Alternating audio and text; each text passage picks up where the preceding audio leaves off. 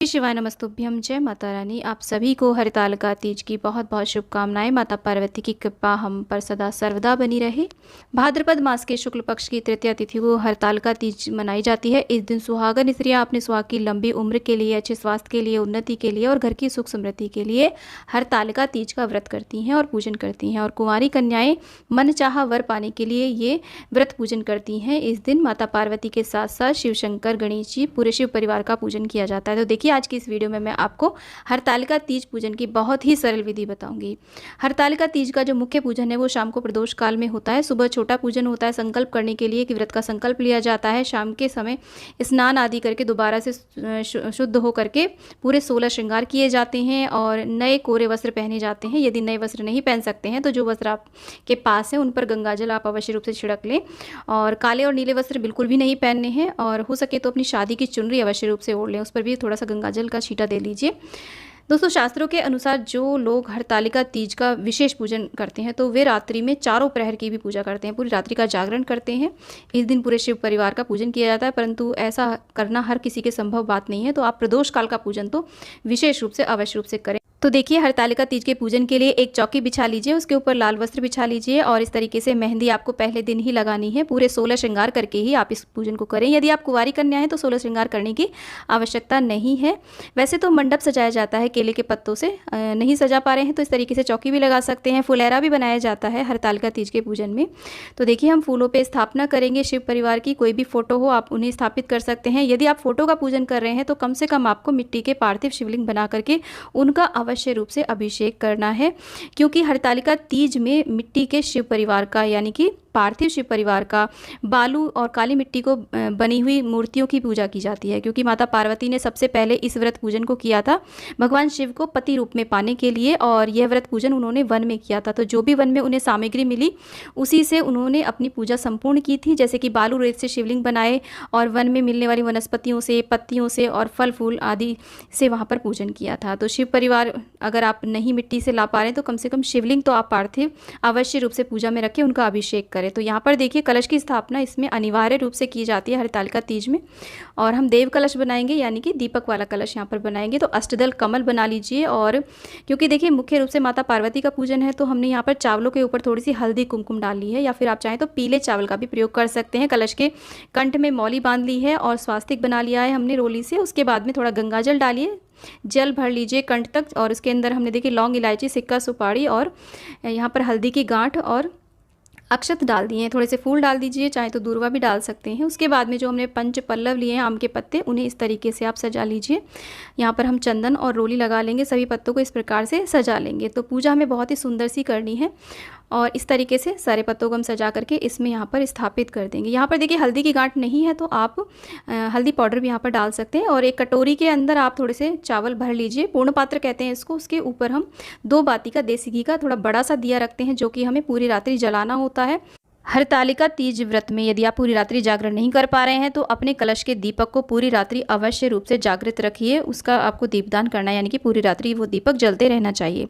तो देखिए, किसी प्लेट में आप इस तरीके से जो हमने शिव परिवार बनाया है पार्थिव, उनकी स्थापना करने के बाद में हम यहाँ पर कुशा की मदद से सभी पर छींटा दे करके शुद्धिकरण कर लेंगे। अपने ऊपर भी छींटा दे लेंगे। आप 3 बार आचमनी कर लीजिए, चौथी बार हाथ धुल लीजिए। धूप दीप हमने प्रज्वलित कर दिए हैं। तो इस तरीके से हाथ में कुछ अक्षत पुष्प लेकर के अपना नाम और अपना गोत्र स्थान बोलते हुए बोले, हे श्री गणेश, हे माता गौरी, हे भोलेनाथ एवं कलश में स्थित सभी देवी देवता, हरितालिका तीज व्रत पूजन हेतु हम आप सभी का आवाहन करते हैं। कृपा कर यहाँ आकर विराजमान होकर हमारी पूजा स्वीकार कीजिए। इस तरीके से अक्षत पुष्प को हम छोड़ देते हैं और उसके बाद में हम स्नान कराते हैं। सर्वप्रथम गणेश जी को, कार्तिकेय जी को, माता गौरी को, नंदी जी को और इस प्रकार से शिवलिंग को हम इस प्रकार से अभिषेक कराते हैं नमः शिवाय का जाप करते हुए। उसके बाद में हम पंचामृत से स्नान कराएंगे, 5 चीज़ें, दूध, दही, शक्कर, शहद आदि से।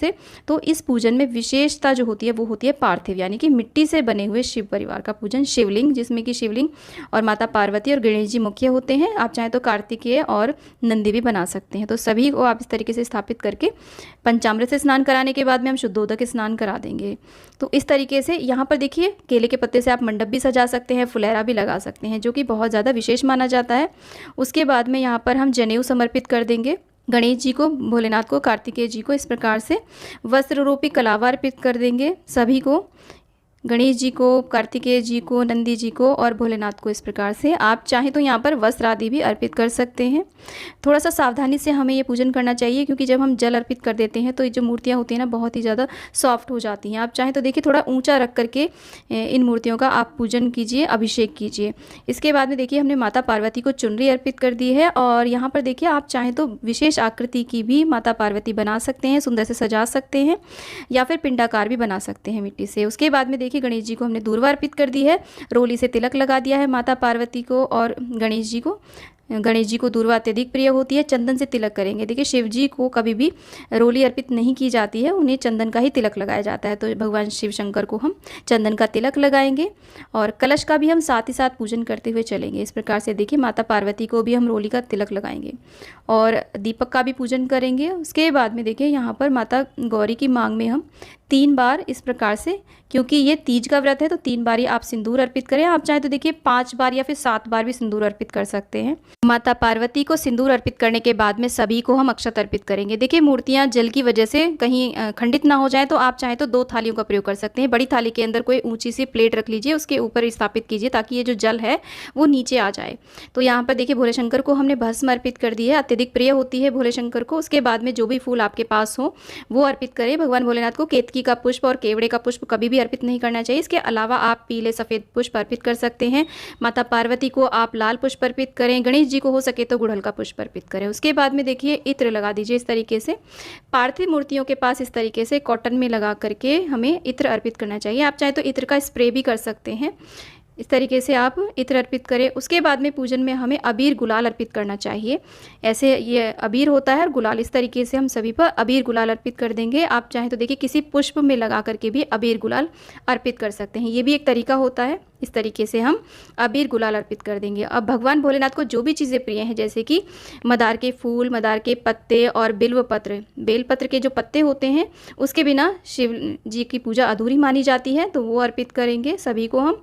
बिल्वपत्र के पत्ते सभी पर हम समर्पित कर देंगे और शिवलिंग पर भी चढ़ा देंगे। और इसके बाद में देखिए धतूरे का फल, धतूरे के फूल चढ़ा देंगे। और यहाँ पर देखिए मदार के पत्ते और धतूरे के पत्ते, जो भी प्रिय चीज़ें हैं शिव शंकर को, वो आप यहाँ पर अर्पित करें। भांग अर्पित करें, जितनी भी चीज़ें मिल जाती हैं वो सब आप अर्पित कर दीजिए। उसके बाद में माता पार्वती को हम श्रृंगार की सामग्री अर्पित करते हैं। 16 श्रृंगार की हो सके तो सामग्री आप यहाँ पर चढ़ा दीजिए और थोड़ी सी इस तरीके से अर्पित कर दीजिए। माता को बिंदी लगा दीजिए, काजल लगा दीजिए, चूड़ियाँ अर्पित कर दीजिए। और आपका जो भी सिंदूरा होता है, जो भी सिंदूर दान होता है, उसे आप माता पार्वती को छुआ करके उसे पूजा में अवश्य रूप से रख दीजिए। और जो भी आपके पास देखिए 3 प्रकार के या 5 प्रकार के फल हों उनका भोग लगाइए, या फिर जो भी मीठा आपने बनाया उनका भोग लगाइए। बताशे का भोग लगा सकते हैं, कोई भी मीठा हो उसका भोग लगा सकते हैं, और भीगे हुए चने का भी यहाँ पर भोग लगाया जाता है। इसके अलावा गुजिया, सलोनी, चूरमा और मावे की मिठाई आदि कई प्रकार के भोग लगाए जाते हैं। माता पार्वती को इस प्रकार से एक श्रीफल आप पुष्प रख करके और कलावा लपेट करके ज़रूर अर्पित कीजिए। और उसके बाद में देखिए एक जल का कलश भर के रखिए, और हाथ में देखिए ये जो हरतालिका व्रत की जो पूजन की जो पुस्तक आती है ना, उसका भी आप पूजन करिए। और हाथ में कुछ अक्षत पुष्प ले करके इस तरीके से देखिए, आप चाहें तो काले चने भी हाथ में रख करके कथा सुन सकते हैं। कथा कभी भी खाली हाथ नहीं सुनी जाती है, तो हाथ में अक्षत पुष्प ले करके आप हरतालिका तीज व्रत की कथा आप सुन सकते हैं, पढ़ सकते हैं। इस तरीके से देखिए जब कथा संपूर्ण हो जाती है तो छोड़ देते हैं, जो भी हम अक्षत पुष्प लेते हैं थोड़े से हम जल के लोटे में डाल देते हैं। बाद में जल के लोटे को हम चंद्रमा को अर्घ्य दे देंगे। और देखिए हरतालिका तीज का जो व्रत पूजन होता है बहुत ही विशेष और बहुत ही बड़ा पूजन होता है, तो इस दिन आपको हवन अवश्य रूप से करना चाहिए। और जो लोग रात्रि भर पूजन करते हैं वो तो 4 प्रहर 4 बार ही हवन करते हैं।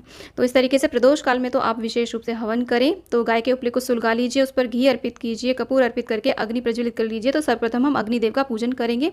उन्हें हमने देखिए जल के छींटे दिए हैं, उसके बाद में तिलक किया है, अक्षत अर्पित किए हैं। और कोई इस तरीके से आप पुष्प के अंदर अबीर गुलाल लगा करके आप यहाँ पर अर्पित कीजिए और फिर दीजिए आहुतियाँ।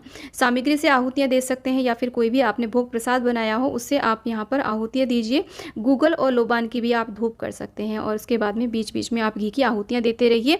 ओम गंगणपते नमो नमः इस तरीके से स्वाहा, इस तरीके से ओम गौरी देव्यै नमो नमः स्वाहा, ओम शिवाय नमः स्वाहा, इस तरीके से भी आप दे सकते हैं। और और जो भी भोग सामग्री यहाँ पर है उसमें से भी थोड़ा थोड़ा लेकर के आप इस अग्नि में अवश्य रूप से अर्पित करें, क्योंकि जो भी अग्नि में समर्पित की जाती है चीज़ वो सीधे देवों तक पहुँचती है। प्रार्थना करें, क्षमा याचना करें। उसके बाद में जो बायना निकालना है वो साड़ी श्रृंगार की सामग्री वो आप यहाँ पर माता पार्वती को समर्पित करने के बाद में साइड में रख दीजिए।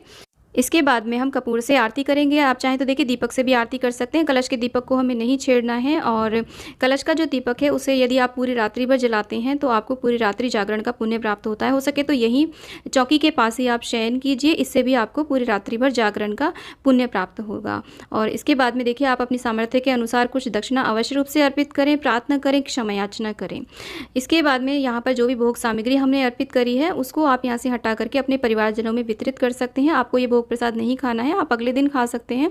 और पूजा के जो चौकी का विसर्जन है वो अगले दिन सूर्योदय से पहले किया जाएगा, और व्रत का जो पारण किया जाएगा वो कुछ दान दक्षिणा देने के बाद में, सुहाग की सामग्री और भोज्य पदार्थ दान देने के बाद में अगले दिन सुबह को किया जाएगा। तो दोस्तों वीडियो यदि थोड़ा भी ज्ञानवर्धक लगा है तो वीडियो को लाइक करें, चैनल को सब्सक्राइब करें, वीडियो को ज़्यादा ज़्यादा शेयर करें और कॉमेंट बॉक्स में जय माता दी अवश्य लिखें। दोस्तों मिलती हूँ नेक्स्ट वीडियो में, तब तक के लिए जय माता दी।